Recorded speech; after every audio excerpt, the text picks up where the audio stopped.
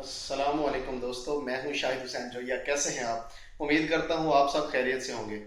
दोस्तों, आपने एक कंपनी का नाम सुना होगा, कोडक कंपनी। छोटे छोटे होते थे तो जब हम तस्वीरें बनाते थे तो उसके लिए जो कैमरा इस्तेमाल होता था वो फ्लैश वाला होता था और उसके अंदर एक फिल्म डलती थी जिसके ऊपर लिखा होता था कोडक। कोडक जो है वो बहुत बड़ी कंपनी थी और बुनियाद जो है तस्वीरें बनाने की, नेगेटिव वगैरह बनाने की, कहते हैं कि इसी कंपनी ने रखी थी। इसने बड़ा बिजनेस किया, दुनिया भर में इसने बिजनेस किया। दुनिया का शायद ही कोई मुल्क ऐसा हो जहां पे कोडक ने बिजनेस ना किया हो। लोग ये समझते थे कि ये कंपनी कभी बंद होगी ही नहीं, ये कंपनी कभी भी नाकाम नहीं होगी, लेकिन हो गई नाकाम। कैसे? वक्त बदला, तकाजे बदले, टेक्नोलॉजी बदली, फोटो नेगेटिव की बजाय डिजिटल आ गया। सोनी ने इतनी तेजी के साथ इस फील्ड में काम किया कि कोडक का नामो निशान मिटा दिया। कोडक ने जितनी देर में कोडक ने यह समझा कि वो किस वजह से फ्लॉप हो रहे हैं, उस वक्त तक सोनी मार्केट में छा चुका था। कोडक ने बड़े हाथ पांव मारे, उसने डिजिटल और नेगेटिव को कंबाइन करने की टेक्नोलॉजी एक मुतारफ करवाने की कोशिश की, लेकिन वो नाकाम हो गए। तो दोस्तों, कोडक क्यों नाकाम हुआ? कोडक नाकाम इसलिए हुआ कि वो कामयाब था और अपने कामयाबी के नशे में भूल गया कि उसने इनोवेशंस करनी है, उसने क्रिएशंस करनी है, उसने नई टेक्नोलॉजी मुतारफ करवानी है। वक्त के साथ चलना छोड़ दिया कोडक ने।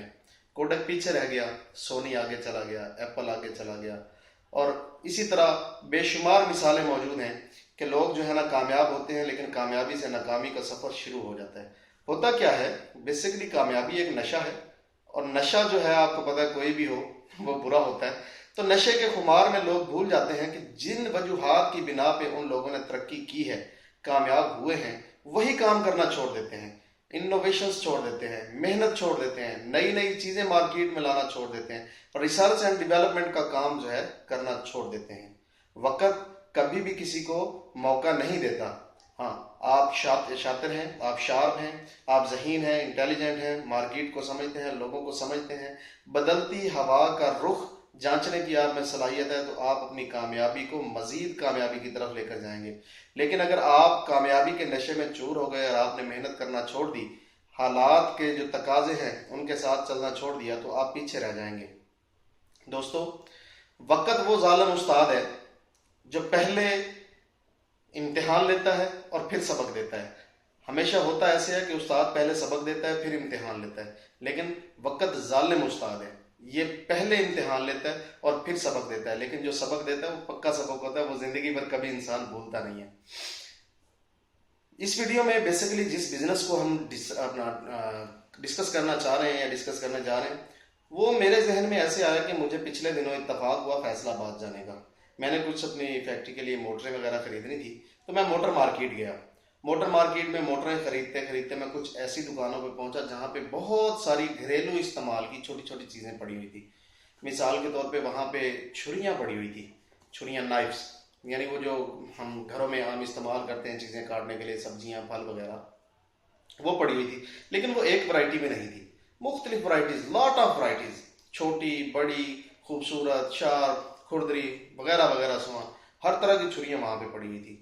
तो मैंने ऐसे ही रेट पूछ लिया कि कितने की है, तो वो 10 रुपए से शुरू होकर 100 रुपए तक जा रही थी। फिर कुछ सेट बने हुए थे, उन सेट का अलग रेट था, बंडल बने हुए थे, बंडों का अलग रेट था। तो इसी तरह मुझे वहां पे कंघे नजर आए। कंघे, छोटी कंघियां, बारीक जुओं वाली कंघियां, थोड़ी सी बड़ी कंघियां, उससे बड़ी कंघियां, उससे बड़े कंघे, यानी हर तरह की कंघियां और कंघे वहां पे मौजूद थे। हेयर ब्रश वहां पे मौजूद थे, छोटे बड़े, एक तरफ जिनके वो लगे होते हैं दंदाने, वो दोनों तरफ से गोल, यानी हर तरह के वहां पे कंघे और ब्रश मौजूद थे। फिर मैंने वहां पे देखा चम्मच पड़े हुए, छोटे चाय वाले चम्मच, नमक वाले चम्मच, टी स्पून, चावलों वाले चम्मच, फिर वो कांटे और बड़े चम्मच, फिर और बड़े चम्मच वगैरह, यानी घरेलू आइटम्स वहां पे बहुत ज्यादा पड़ी हुई थी। वहां पे मैंने ये देखा कि शेविंग मशीन पड़ी हुई है, छोटी बड़ी, उससे बड़ी, सेल वाली, चार्जिंग वाली। तो शेविंग मशीन की लॉट ऑफ वैरायटी पड़ी हुई है वहां पे।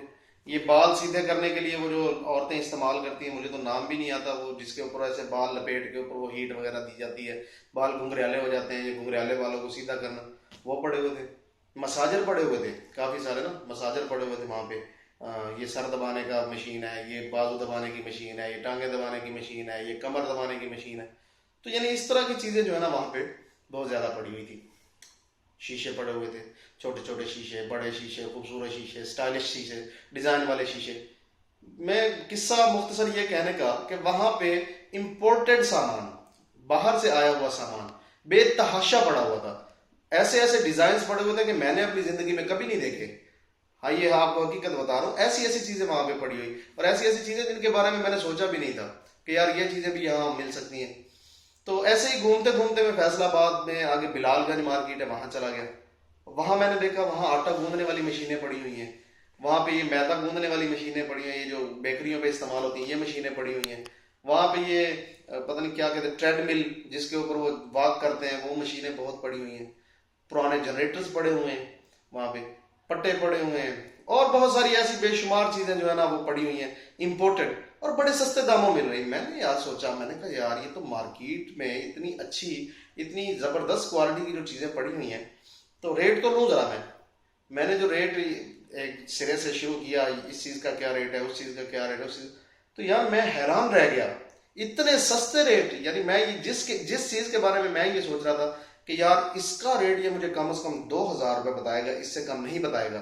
हालांकि मैं रेट किसी भी चीज का जब लगाता हूँ तो मैं बड़ा सोच समझ के लगाता हूँ, यार इसका रेट बहुत, यानी मैंने कम लगाना है, अगर बार्गेनिंग करनी पड़े तो मैं लॉस में ना जाऊँ, अगला बंदा जो है ना पूरी पूरी कीमत पर चीज मुझे दे दे। जिस चीज के बारे में मेरा अंदाजा था कि यार ये 2,000 रुपया मांगेगा, यार जब उसने उसका मांगा ना 500, 550, 600 रुपया, मैं और हैरत में चला गया। मैं उस बंदे के पास, एक दो चार के पास बैठा, मैंने कहा यार ये कहाँ से आता है, कैसे आता है, कैसे बेचते हो? तो उसने कहा कि हम इसको कंटेनर आते हैं हमारे पास, कुछ सामान के, कुछ हम मोटरें वगैरह मंगवाते हैं, स्क्रैप मंगवाते हैं, तो उसमें ये बहुत सारी चीजें ये आ जाती हैं, निकल आती हैं, फिर हम उसको कैटेगराइज कर देते हैं। कोई मोटरें मोटरों वाली दुकानों पे चली गई, ट्रेडमिल की दुकानों पे चली गई, तो आटा गूंदने वाली मशीन ऐसी दुकानों पे चली गई, खंगे शीशे और ये जो सामान है ये अलग चले गए। खिलौने बड़े अच्छे अच्छे पड़े होते हैं, बड़े जबरदस्त खिलौने, कि ये खिलौने जो है ये अलग साइड पे चले जाते हैं, तो हम दुकानों पे डिस्ट्रीब्यूट कर देते हैं, होलसेल रेट में हम बेच देते हैं। तो मैंने यार आज बैठे बैठे सोचा कि अगर कोई बंदा कारोबार करना चाहता है, वेला है, उसके पास पैसे नहीं है लेकिन कारोबार नहीं है, उसको जरूर फैसलाबाद जाना चाहिए। और ऐसे ही मार्केट लाहौर में भी है, तो फैसलाबाद जाना चाहिए, लाहौर जाना चाहिए, वहां से ये होलसेल में ये चीजें खरीदे। देखिए एक बंदा एक आइटम खरीदता है, दो आइटम खरीदता है, उसका रेट कुछ और होता है। अगर आप ज्यादा सामान खरीद रहे होते हैं उसका रेट और होता है। अपने शहर में आ जाए, आप कहीं भी रहते हैं, खानेवाल में रहते हैं, मुल्तान में रहते हैं, बिहाड़ी में रहते हैं, आरफ वाला में रहते हैं, बूरे वाला रहते हैं, रावलपिंडी रहते हैं, गुजरा वाला रहते हैं, गुजरात रहते हैं, सखर रहते हैं, भक्खर रहते हैं, लैया रहते हैं, मुजफ्फरगढ़ रहते हैं, कुहाड़ रहते हैं, पिशावर रहते हैं, कोयटा में रहते हैं, कहीं भी रहते हैं, आप किसी भी शहर में रहते हैं, आप उस मार्केट में चले जाएं। किराया ही है ना एक मरतबा का आने जाने का, आप उस मार्केट को विजिट करें। मैंने ये सुना है कि कराची में भी मार्केट है, ऐसी ही एक मार्केट पिशावर में भी है। मैं उसका नाम बाजार का भी बताया था एक दोस्त ने, पिशावर वाली का, और एक कुहाड़ में भी है एक, हाँ कुहाड़ में भी ये एक है मार्केट ना। तो वहाँ मार्केटें इतनी अच्छी और इतनी सस्ती हैं कि आपके शहरों में इतनी सस्ती चीजें नहीं मिलेंगी। आप वहाँ जाएं, वहां से चीजों के रेट लेके आप अपने शहर में जहां भी आप रहते हैं वहां पे आप एक लोकेशन सिलेक्ट कर लें जहां पे आपने बैठना है, वहां पे आप अपनी एक दुकान बना लें, बड़ी दुकान बनाएं, हॉल टाइप आपको बनानी पड़ेगी। अगर आप हॉल नहीं बनाते, दुकान नहीं बनाते, बहुत सारे लोगों ने आपने देखा होगा सड़क किनारे बड़े जबरदस्त कारोबार होते हैं, लेकिन उन्होंने तंबू कनातें लगाई होती हैं, वहां बैठे होते हैं, तंबू कनातों के अंदर अपना सामान उन्होंने रखा होता है, ऐसे पट्टे रख के उनके ऊपर जो है ना कपड़ा बिछा के बड़ा खूबसूरत स्टाल सजा के वो बैठे होते हैं। मैं कहता हूं कि इतना प्रॉफिट किसी और काम में शायद नहीं हो सकता स्मॉल बिजनेस में जितना इस कारोबार में। मेरे भाई हर वो चीज जो घरेलू इस्तेमाल किया लेकिन वो जरा स्टाइलिश है, जरा हटके है, जरा पायदार है, वो शहर में हर जगह से नहीं मिलती। आप अपने शहर में ऐसा कोई स्टॉल लगा देते, मैं कहता हूं कि इसमें अच्छी रोजी है।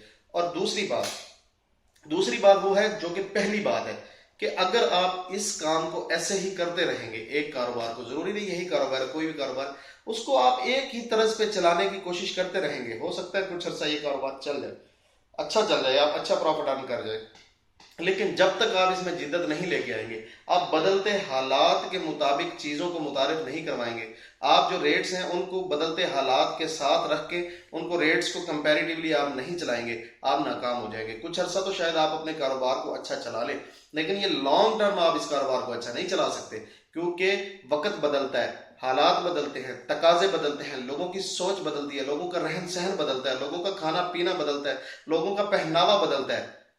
हर चीज वक्त के साथ साथ बदलती है और आपको अपने कारोबार को उन हालात के साथ बदलना पड़ेगा, जिद्दत लेके आनी पड़ेगी। आइटम्स या प्रोडक्ट्स जो है उनको उनकी माहियत चेंज करनी पड़ेगी या प्रोडक्ट्स ही चेंज करने पड़ेंगे, या आपको अपनी टाइप ऑफ बिजनेस ही तब्दील करनी पड़ेगी, आपको किसी और बिजनेस पे कन्वर्ट होना पड़ेगा। इस बात पे आप हमेशा गहरी नजर रखें कि आप जो भी कारोबार कर रहे हैं और आप कामयाब हैं, तो जिन वजूहात की बिना पर आप कामयाब हैं उन वजूहात को कभी भी मत छोड़िएगा। मिसाल के तौर पे आप सुबह 8 बजे हर हालत में अपने ऑफिस पहुंच जाते हैं, तो ये आपकी कामयाबी की जमानत है। यानी आप जो कामयाब हुए हैं, ये उन स्टेप्स में से एक स्टेप है। इस स्टेप को आपने कभी भी स्टेप डाउन नहीं करना। आपने रोजाना 8 बजे ही अपने ऑफिस पहुंचना है, तब ही आप कामयाब होंगे। देखिए, जंजीर जब बनती है ना, तो कड़ी के साथ कड़ी मिलती है। अगर जंजीर में से एक कड़ी निकाल दी जाए तो जंजीर जंजीर नहीं रहती, जंजीर टूट जाती है। तो अगर आपने सुबह 8 बजे अपने ऑफिस पहुंचना बंद कर दिया तो वो जंजीर तो टूट गई, एक कड़ी तो उसमें से निकल गई, वो जंजीर तो ना रही। इसी तरह मिसाल के तौर पे आप डेली आके प्रेयर करते हैं सारे स्टाफ के साथ बैठ के, ये भी आपकी कामयाबी की कड़ियों में से एक कड़ी है। आपको कभी भी इस कड़ी को नहीं छोड़ना है। इसी तरह आप जो है अगर प्लांट पे या अपनी फैक्ट्री में या अपने ऑफिस में या अपनी दुकान पे अगर आप रोजाना कैश बुक या चेक बुक्स या अकाउंट्स को देखते हैं और आपने ये देखना छोड़ दिया कि यार काम तो ठीक चल रहा है, बंदे तो मेरे बाएतमाद हैं, काम तो रोजाना वही है जो होता है, मैं इस पे क्या नजर मारूं या मैं क्या इसको देखूं, अगर आपने एक स्टेप कोई भी छोड़ दिया तो आप कामयाब नहीं रहेंगे। हाँ, ये स्टेप्स आपने छोड़ने नहीं है, लेकिन किसी ना किसी स्टेप का इजाफा आपने जरूर करना है। अपने बिजनेस की सुपरविजन को किसी ना किसी हद तक, किसी ना किसी तरह आपने थोड़ा थोड़ा करके बढ़ाते जाना है अगर आपने कामयाब होना है। दुआओं में याद रखिएगा। शाहिद हुसैन जोया। अल्लाह हाफिज। पाकिस्तान जिंदाबाद।